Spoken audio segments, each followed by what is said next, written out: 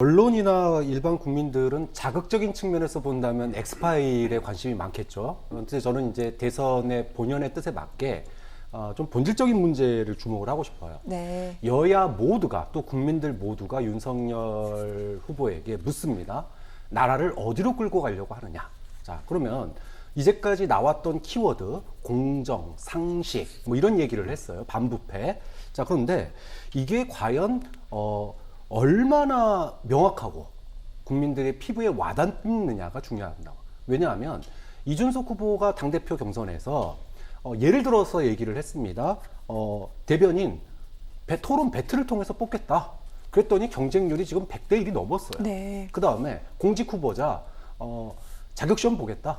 이것이 얘기하는 바가 국민들이 누가 어떻게 어디로 가겠다라고 하는 게 그 예를 통해서 확연하게 피부에 와닿습니다.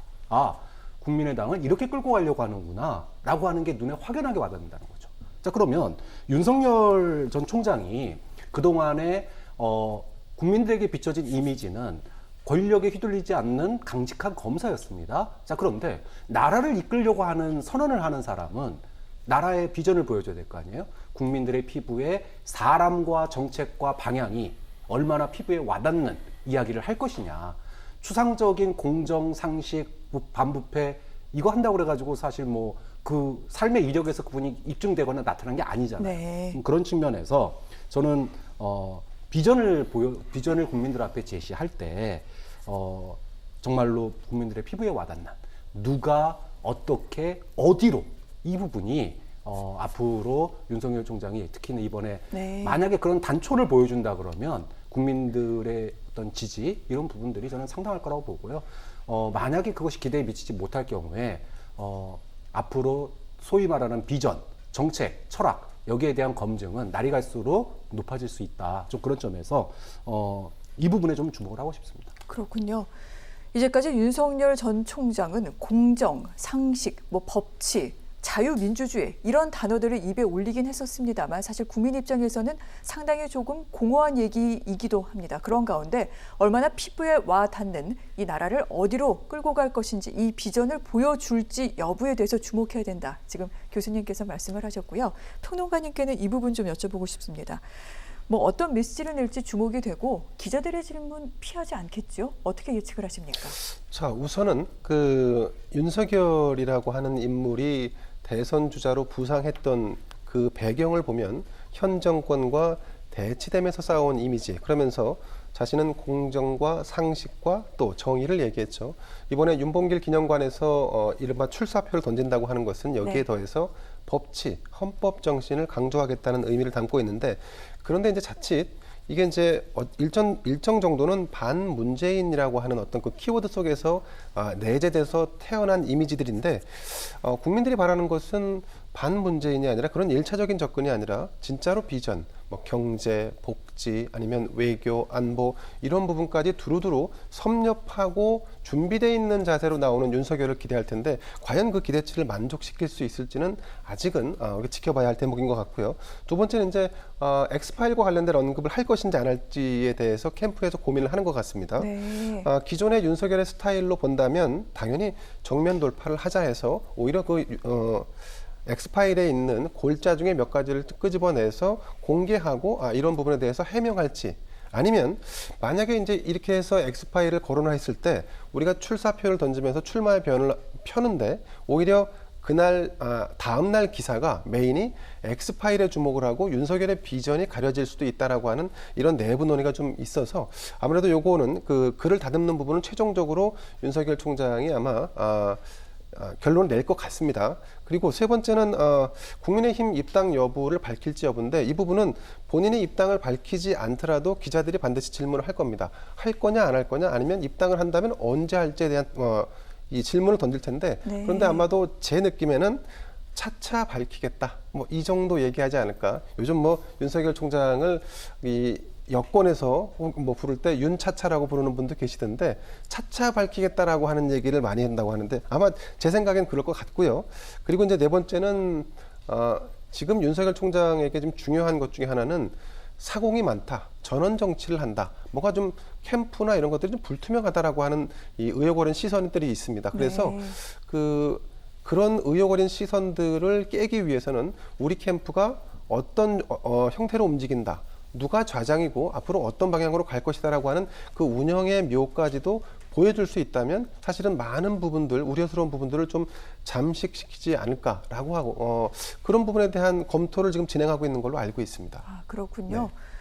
어떠한 비전을 제시할 것인가, 이 부분과 더불어 지금 제기되고 있는 이슈에 대해서 어떻게 맞서는 모양새를 보여줄 것인가, 그것은 뭐 엑스파일을 다루는 그런 양상에서도 우리가 느낄 수 있을 것이고요. 어떻게 보면은 지금 약간 그 혼란이 있었던 조직 운영 등등에 있어서도 국민들에게 어떤 모습을 보여줄 것인가, 이런 것들이 다음 주 화요일에는 분명히 좀 명확하게 드러날 것 같습니다.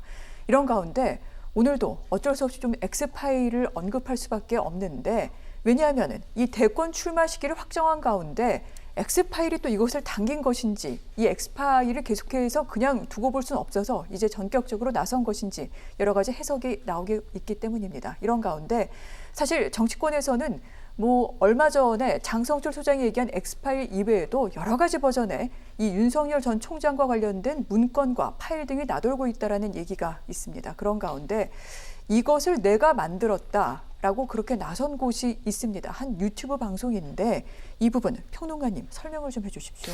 자, 우선 여러 가지 버전의 엑스파일이 존재한다는 것은 뭐 익히 알려져 있는 사실이고, 그 중에 하나가 이른바 유튜브 채널 열린 공감 TV라는 곳에서 작성을 한 것이 드러났다. 그래서 이 유튜브 채널 측에서는 이걸 숨기면 오히려 정말 엑스파일을 만들어서 어떤 의도를 가지고 이 암암리에 어떤 공작에 비슷한 이런 걸 하려고 하지 않았을까라고 하는 오해를 살 수 있으니까, 그런 걸 불식시키기 위해서라도 이거는 취재의 베이스로 사용했던 것이다. 그리고 밖에 이 노출되어 있는 것보다 훨씬 더 많은 양의 데이터가 있다는 정도까지 공개를 했습니다. 자, 그러면서 동시에 어떤 노림수가 있냐면, 이 채널에서는 앞으로도 윤석열 전 총장과 관련돼서 본격적인 검증 국면을 돌입하겠다. 이제 이슈화됐고 공개됐으니까 앞으로는 더 강력한 검증을 좀 하겠다라고 하는 그런 이슈 파이팅을 동시에 던진 걸로 이렇게 해석이 됩니다. 자, 지금 여러분들도 아시겠습니다만 이 어떤 특정 주자와 관련해서 네거티브 혹은 의혹과 관련된 것들은 거의 모든 주자가 다 있습니다. 일정 부분들은 해명된 것도 있고 그렇지 않은 부분들이 있는데, 윤석열 전 검찰총장 같은 경우는 이제 새롭게 정치권에 진입을 하다 보니까 여야 정치권은 물론이고, 그리고 언론사, 사정기관, 그리고 심지어는 일반 대기업들도 굉장히 높은 관심을 가지고 있고, 그런 의혹들에 대해서 기보도된 내용도 있고 보도되지 않은 내용에 대해서 관심을 기울이고 있습니다. 제가 볼 때는 이 엑스파일은 지금 상당히 많이 지금 퍼져 있습니다. 그렇다 보니까 이 제기된 의혹들에 대해서 윤석열 총장 측에서는 앞으로 계속해서 해명과 소명을 해 나가지 않을 수 없다고 보는데, 특히 이제 장성철 소장이 입수했다는 이 파일은 지금 열린 공감 TV가 만들었다고 알려진 이 파일과는 전혀 다른 파일이라는 거 아니겠습니까? 자, 그러면 조만간 29일 날 윤석열 총장이 이 출사표를 던진다고 하면 본격적인 검증 국면에 이 파일이 등장할 수밖에 없다고 봅니다.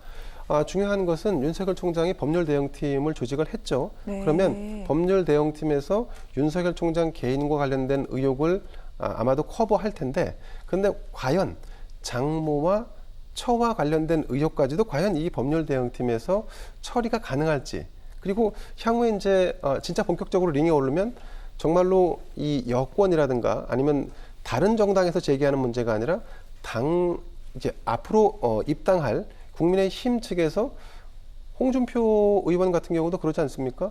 검증하자. 차라리 숨기지 말고 다 오픈해서 그걸 해소하자. 그게 전체적으로 범야권이 승리하는 길이다라고까지 얘기를 하고 있으니까 이 부분 참 곤혹스럽겠습니다만, 이 선거가 진행되는 3월 9일 대선까지 가는 과정에서 계속해서 제기될 수밖에 없고, 어디까지 해소될지 여부가, 어디까지 소명될지 여부가 관건이라고 봅니다. 그렇군요.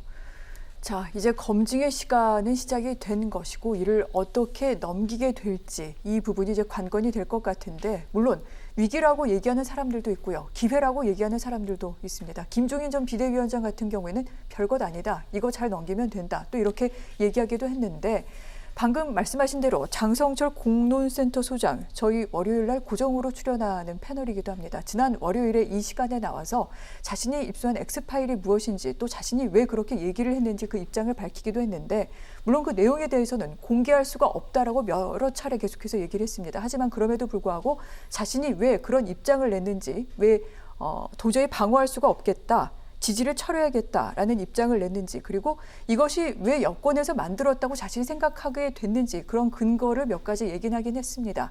그래서 언론사와 방송 등등에서는 그 파일을 좀 알 수 있게 해달라고 얘기를 했습니다만 공개할 수 없다라고 계속해서 입장을 고수하다가 어제 이제 파쇄했다, 지금 이렇게 얘기하고 있는 상황입니다. 결국 그 파일을 제작한 측은 있겠습니다만 공식적으로 봤다고 얘기하고 있는 사람은 한 명뿐이고 지금 이 파일의 존재 자체도 지금은 없어진 상태이기도 한데 여러 가지 얘기가 많이 나오는데 이 같은 일련의 사안들 교수님 어떻게 봐야 될까요? 저도 개인적으로 장성철 소장을 아는 사람이지만 사람의 머릿속에 안 들어가 본 이상 어떤 의도를 가지고 했는지는 잘 모르겠습니다. 그런데 분명한 건 여기에 판도라의 상자가 있네라고 이야기하는 거는 저는 아무런 문제가 아니라고 봐요.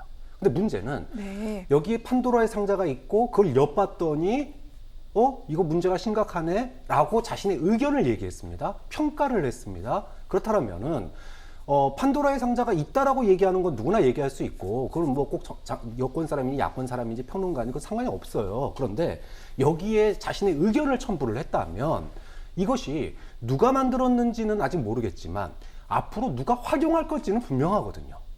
지금 누군가 활용을 하고 있습니다. 이거를 갖다가 여권에서든 또 야권에서든 지금 이렇게 소위 여기 판도라의 상자가 있다라고 이야기하는 순간 그리고 거기에 대해서 장 소장의 개인적인 견해가 붙은 이상 어떤 내용일 거라고 추정도 되고 그런 이상 누군가는 활용을 하고 있단 말이에요. 자, 그러면 이 활용에 대해서 그것이 정말로 장성철 소장 말대로 본인은 정권 교체를 원하는 사람이고 또 그렇게 돼야 된다라고 생각하는 사람이라면 그것이 오용되면 안 되잖아요. 남용되면 안 되지 않습니까? 자, 그러면 그 부분을 대해서 법적인 본인이 얘기했던 명예훼손, 허위사실, 공직선거법 위반 이거를 벗어나면서도 공개할 수 있는 길이 있었다. 예를 들어 언론사에 제보해서 공공제보 형식으로 기자들이 공표할 수도 있는 거고요. 또는 면책 특권을 이용해서 국회의원을 통해서 할 수도 있었던 일입니다. 좀 그런데 그걸 갖다가 파쇄했다라고 하는 부분은 저는 그거는 이거는 정치적으로 뭐라 그럴까요? 너무나 개인적인 문제로 마치 내가 우연히 길 가다가 숲속에서 뭐 하나 주워 먹었는데 이거 위험한 물건이니까 버렸어. 그럼 본인이 의견을 얘기하지 말았어야 된다고 봐요. 엿보고 나서 이거 뭐라 그럴까요? 아까 뭐라 그랬죠?